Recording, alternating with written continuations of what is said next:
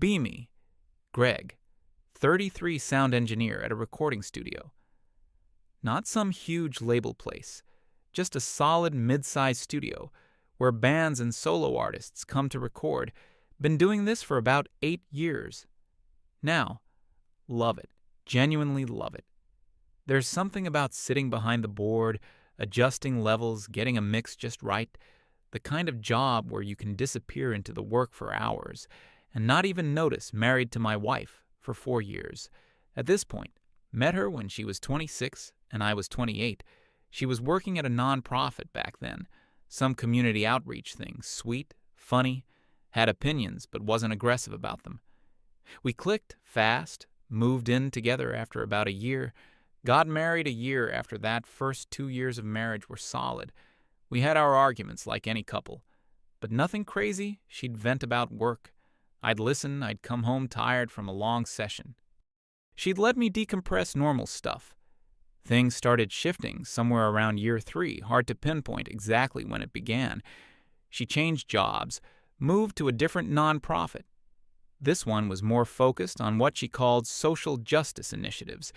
New office, new coworkers, new energy. Suddenly, every conversation had vocabulary I'd never heard her use before. Words like emotional labor and toxic masculinity and microaggressions started showing up at the dinner table. At first, I didn't think much of it. People pick up language from their work environment. That's normal. But it wasn't just language. Her whole attitude started changing.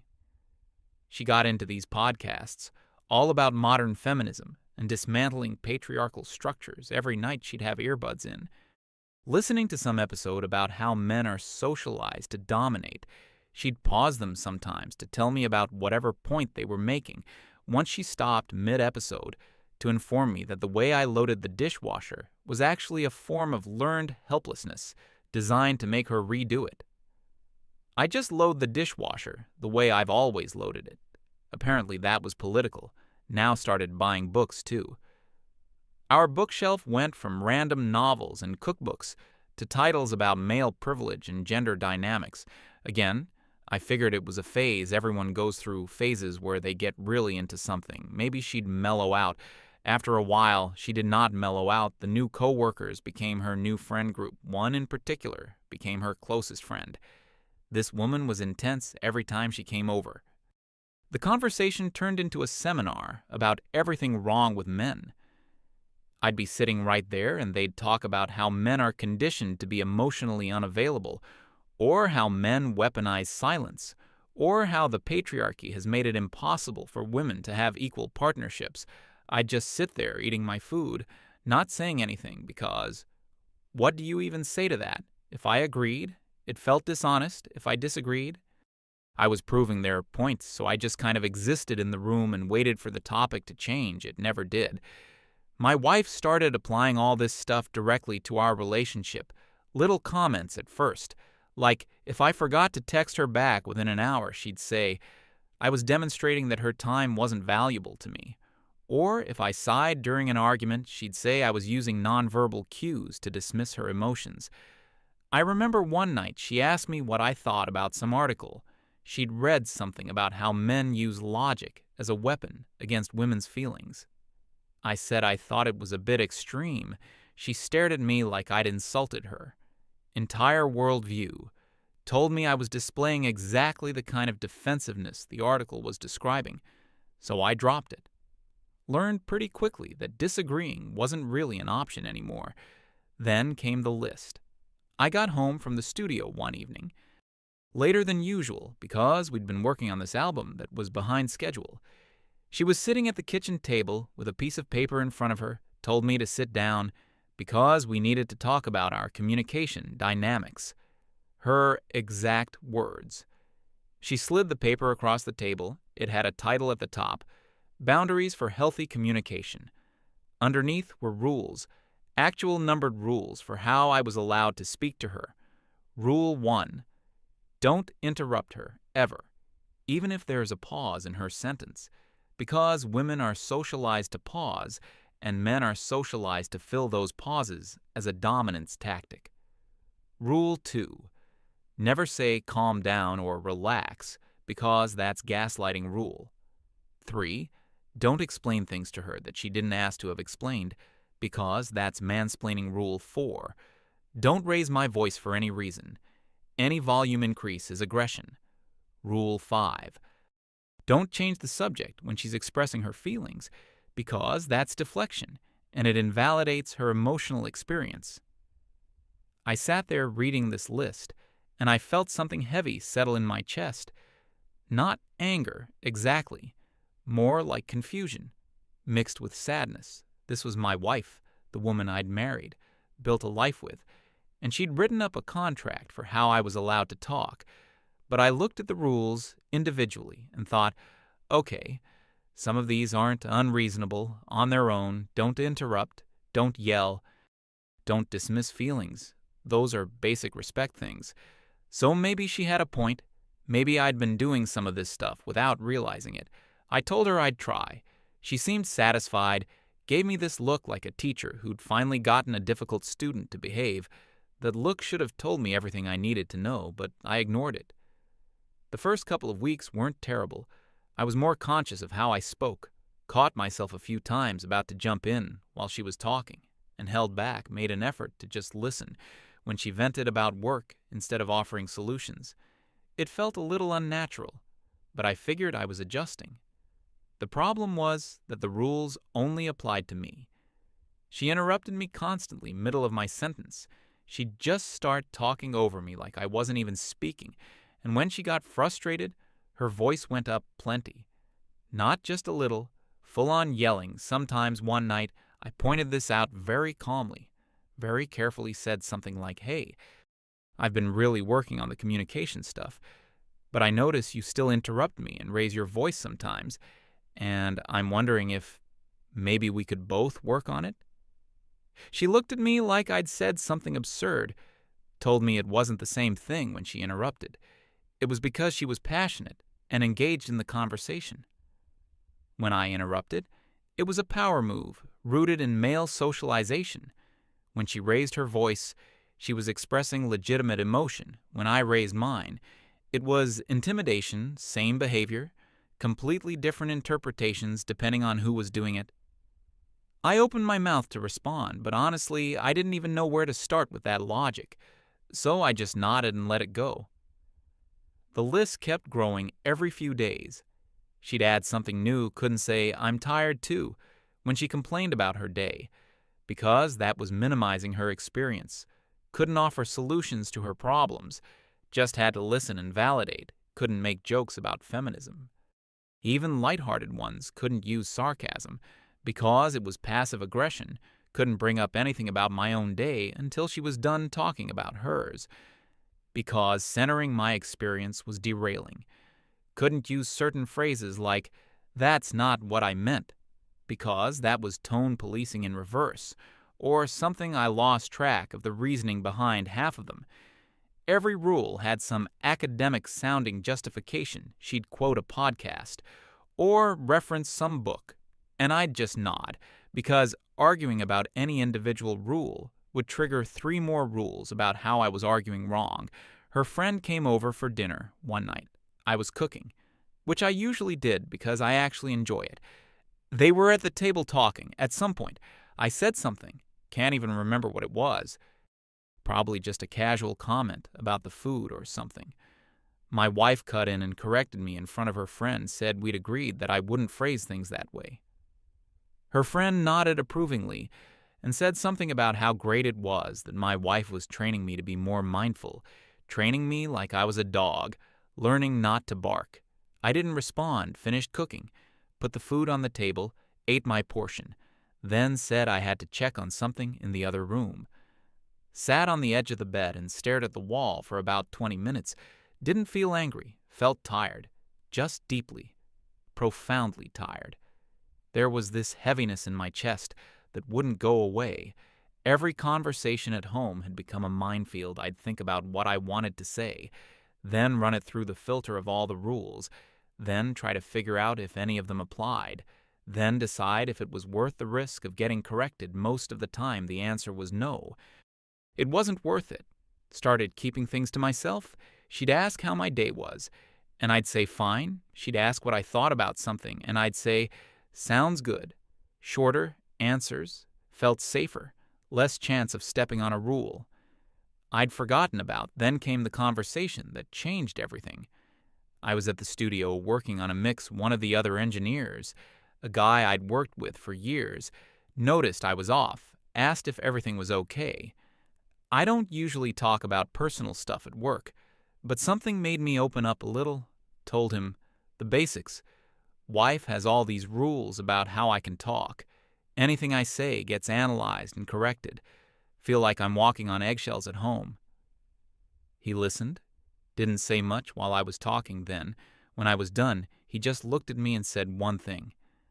Man, if everything you say is wrong, why say anything at all? He didn't mean it as advice really, more like an observation, but it hit me like something clicked into place. He was right. If every sentence I spoke at home was subject to review, and most of them failed the test, then the logical move was to stop producing sentences, not out of spite, not as a tactic, just pure self-preservation. Why put your hand on a stove that burns you every time you just stop touching it? Went home that night.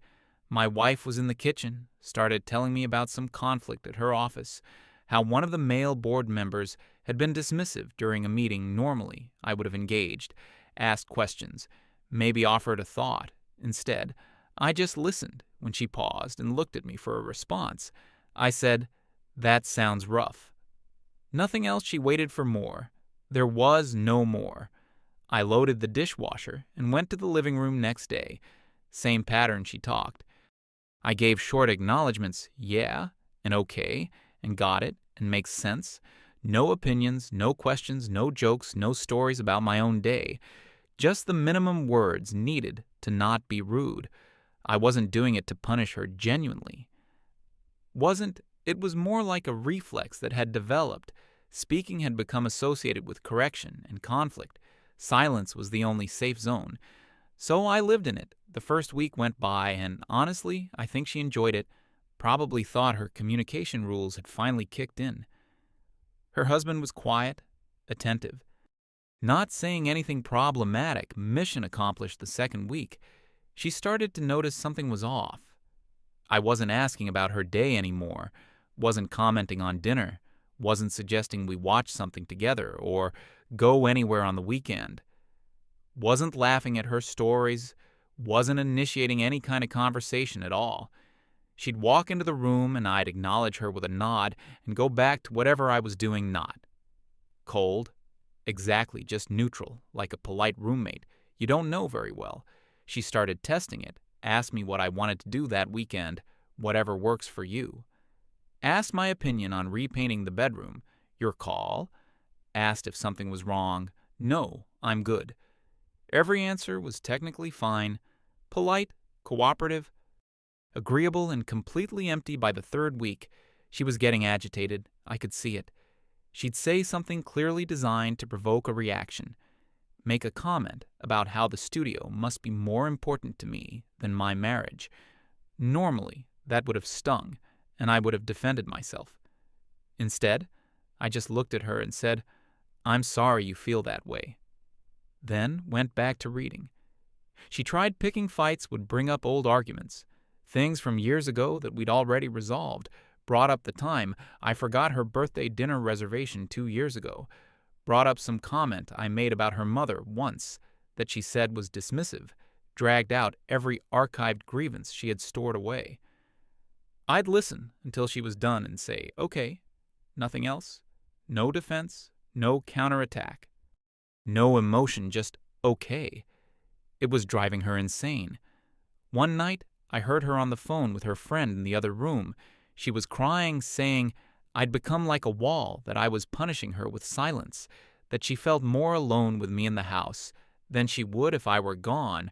Her friend was telling her this was textbook emotional abuse, that withholding communication is a control tactic, that I was deliberately depriving her of connection to establish dominance. I heard all of this and felt almost nothing. A few months ago, it would have gutted me to hear my wife crying about our relationship. Now it was just noise. Something had shifted inside me that I couldn't shift back. The caring part of me had been corrected and policed and rewritten so many times that it just went quiet. Not with a bang, more like a light dimming until you don't notice.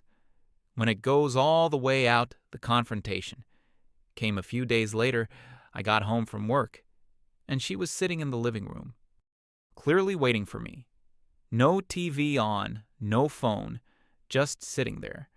She told me to sit down, said what I was doing was a form of abuse, that my silence was worse than if I were yelling at her, that I was intentionally withholding emotional intimacy to control her, that she'd been reading about it, and it's called stonewalling, and it's recognized as a type of domestic violence.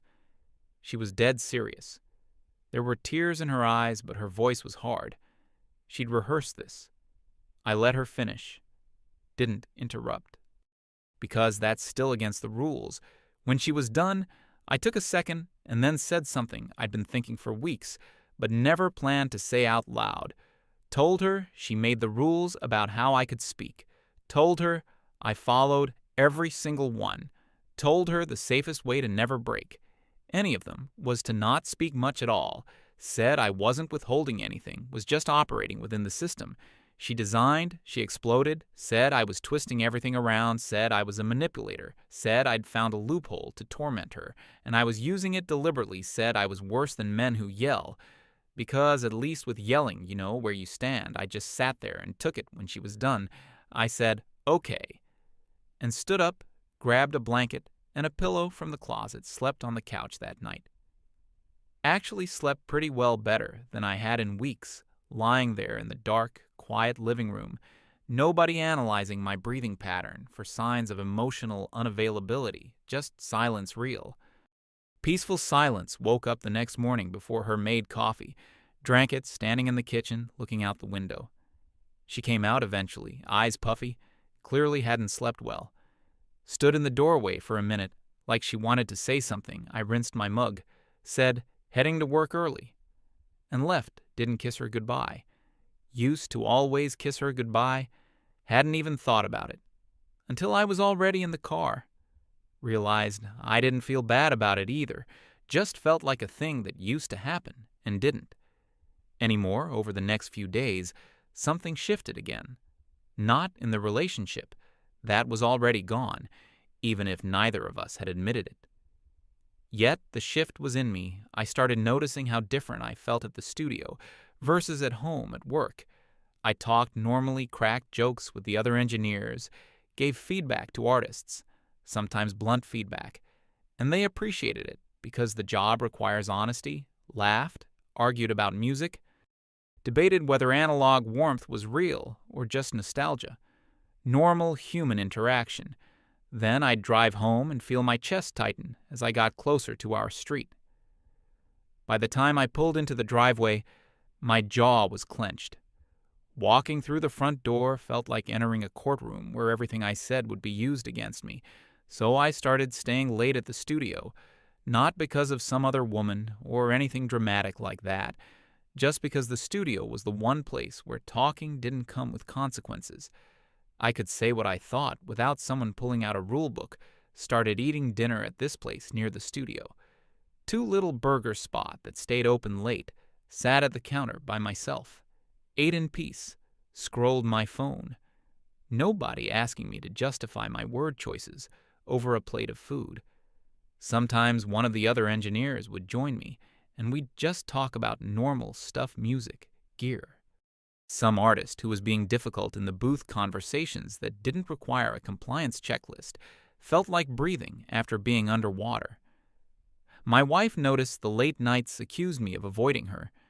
Technically, she was right, but I didn't confirm or deny, just said, we had a big project with a tight deadline. She asked if there was someone else. I said no. She didn't believe me, but couldn't prove otherwise because there was nothing to prove. The truth was simpler and sadder than an affair. I just didn't want to come home around this time. She tried a new approach, came to me one evening, and said forget. The list said she was willing to drop all the rules, if I would just talk to her, like I used to. Like things were before, and I could see she meant it in that moment. She looked scared, vulnerable in a way I hadn't seen from her in a long time.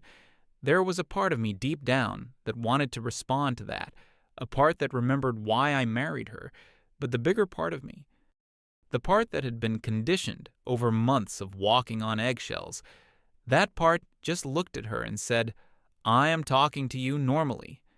Because, from my side, this was normal. Now, this was what she'd shaped. You spend months telling someone that every natural instinct they have in conversation is wrong or harmful or abusive, and eventually they believe you. Eventually the instinct dies, you don't get to kill something and then be upset when it's dead. She started crying, said she didn't recognize me anymore, said I used to be warm and funny and engaged, said she missed who I was. I almost said, I miss who you were too. But I caught myself, not because of any rule, just because I didn't see the point. We were past the point where words could fix anything she'd spent so long controlling what I said, that when she finally gave me permission to speak freely, I had nothing left to say. A couple more weeks went by like this cold. Quiet coexistence, two people in the same house, living completely separate lives. She'd try to start conversations, and I'd respond with just enough to not be rude. She'd suggest date nights or therapy, and I'd say maybe, or I'll think about it. Never committed to anything, never refused anything, just existed in this gray zone where nothing could reach me.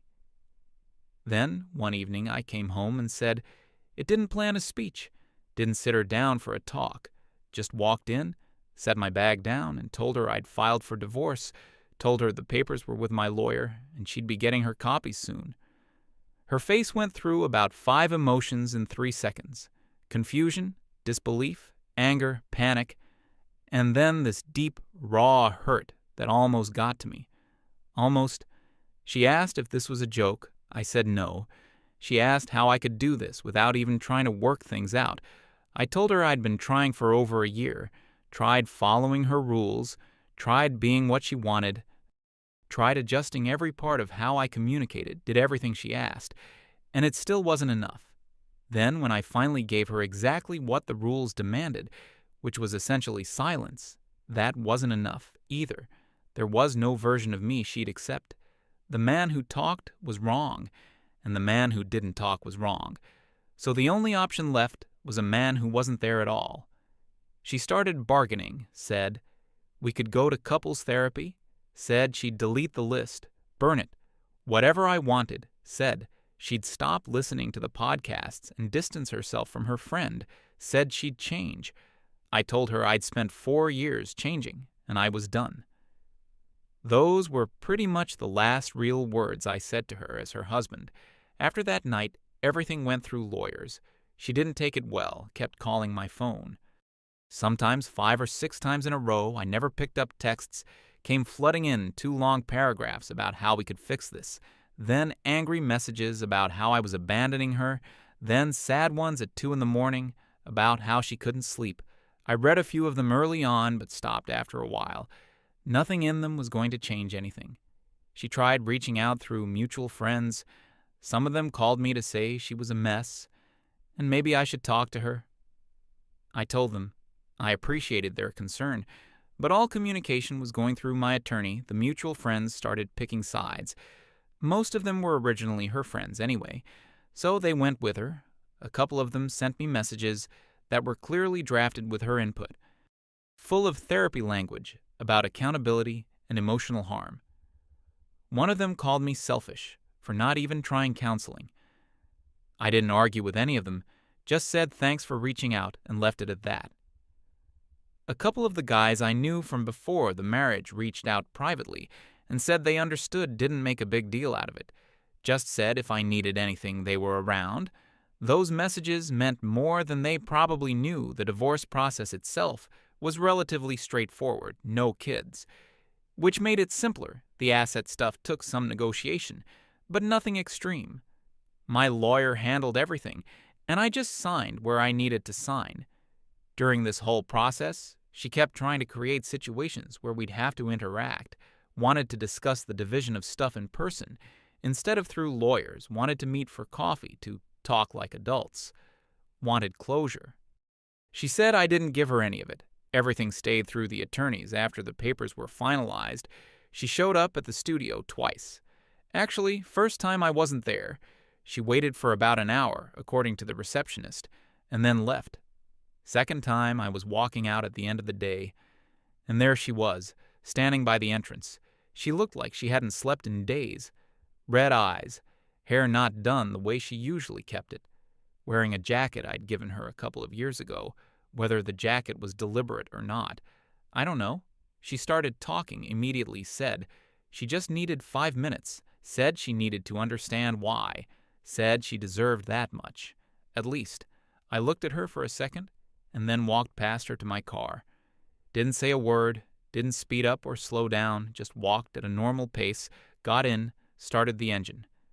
She followed me to the car and stood outside the driver's side window yelling now, asking if I felt nothing, asking if everything we had meant nothing. I put the car in reverse, pulled out of the spot, and drove away. Watched her shrink in the rearview mirror, standing in the parking lot with her arms at her sides, felt a small ache somewhere in my chest. But it passed by the time I hit the highway. A few weeks after the divorce was final, she posted on social media about it. One of the mutual friends told me about it, sent me a screenshot, even though I didn't ask long post about how her ex-husband had emotionally abused her through prolonged silent treatment, about how he'd weaponized her own communication boundaries against her, about how she was a survivor of covert narcissistic abuse. The comments were split. Half her friends left supportive messages about how brave she was the other half, mostly people who actually knew both of us. Were more measured. A few pointed out that she'd literally written rules dictating how her husband could speak, and then got upset when he stopped speaking. One comment said, "You told him every word was wrong, so he stopped using words. What did you think would happen?" She deleted that one pretty fast. I didn't engage with any of it, didn't post my side, didn't respond, didn't even look at the post myself. Beyond the screenshot, my side of the story wasn't anyone's business. And honestly, what would I even say? Everything that needed to be said was covered by the silence. She complained about the irony was never lost on me. She spent months trying to control my words, succeeded so completely that I ran out of them, then spent more months trying to get them back. And by then it was too late. You can't drain a well and then be surprised when it's dry. Life after the divorce was quiet. I mean that literally, my apartment was quiet. No podcasts playing in the background about toxic masculinity, no lists of approved vocabulary, no conversations that felt like performance reviews. Just silence. Good silence this time, the kind you choose, not the kind you're forced into. I started talking more at work, actually became more social with the other engineers, and the artists who came through the studio, went out for drinks after sessions, sometimes had conversations where I said exactly what I thought, without filtering it through. 20 rules. First felt like waking up from something not all at once, but gradually like circulation, coming back to a limb that had been pinned under something heavy. She tried reaching out a few more times over the following months. Birthday text. Got no reply email about some mail that came to our old address. I had my lawyer respond once she sent a long handwritten letter to the studio. My coworker put it on my desk. I looked at it, recognized her handwriting on the envelope, threw it in the trash without opening it. Not because I hated her. I didn't hate her. Hatred requires energy and engagement, and I had neither for her anymore. It was more like she was a chapter in a book I'd finished reading, going back to reread it. Wouldn't change the ending, last I heard. Through the grapevine, she'd softened on a lot of her views. Apparently the friend group that had encouraged all her feminist communication rules had mostly scattered some falling out about who was the most committed to the cause or something. The friend who'd called me trainable got into a relationship with some guy, and suddenly her politics evolved when she was on the receiving end of her own standards Funny how that works. My ex tried dating again from what I was told, couple of guys, but nothing stuck. Apparently, she kept trying to establish communication frameworks early on, and they just walked away. One guy lasted 3 dates before he told her he wasn't interested in being managed. Another one apparently laughed when she brought out the rules and thought she was joking when he realized she wasn't. He paid the check and left, didn't stick around long enough to develop the kind of silence I gave her, just left at the first sign of a rules list. Smarter than me, I guess. Or maybe they just hadn't loved her enough to try, as long as I did not sure which. The thing that stays with me most isn't the anger or the rules, or even the divorce. It's that moment when she told me to forget the list and just talk to her normally, and I couldn't not. Because I was being stubborn. Because the part of me that talked freely to her was gone. She didn't kill it on purpose. Nobody sits down and thinks I'm going to systematically destroy my husband's willingness to communicate with me. But that's what happened. One correction at a time, one rule at a time, one disapproving look at a time, until the guy who used to come home and ramble about his day over dinner and laugh at his own bad jokes and argue about where to go for vacation, that guy just wasn't there anymore, replaced by someone who said okay and sounds good and your call. She built a cage for my words and then cried when the bird stopped singing. I don't have some big lesson to share or deep wisdom about relationships, don't have a manifesto about gender dynamics, or a hot take about feminism. All I know is what happened to me. Someone I loved decided that the way I naturally communicated was harmful, rewrote the rules until speaking felt dangerous, and then panicked when silence was all I had left. By the time she was ready to listen, it was too late. I was already done talking, and not just to her. To that version of myself too, the Greg who tried to make it work, no matter what. The one who'd swallow his pride and adjust and adapt and bend until he was shaped into something unrecognizable. That Greg is gone. The one who's here now doesn't have a list of rules on his fridge, doesn't rehearse sentences before saying them in his own home, doesn't feel his chest tighten when he pulls into his own driveway, just lives works, comes home to a quiet apartment where quiet is a choice and not a survival strategy. Got a decent place, not far from the studio. Nothing fancy. 1 bedroom? But it's mine. Set up a little home recording corner in the living room for personal projects, started working on some music of my own. For the first time in years, hadn't done that since before the marriage, used to mess around with production and composition back in my 20s. But let it slide. Now I've got the time and the headspace for it. Again, funny. What opens up when you're not spending all your mental energy monitoring your own speech? And that's enough. Honestly, it's more than enough. It's everything I didn't know I needed until I lost everything I thought I wanted. She wanted a man who would follow her rules. She got one, and it cost her a marriage. Sometimes. I wonder if she ever connected those dots. Probably not. The post she wrote made it pretty clear she still thinks I'm the villain. That's fine. I'm done explaining myself. She made sure of that.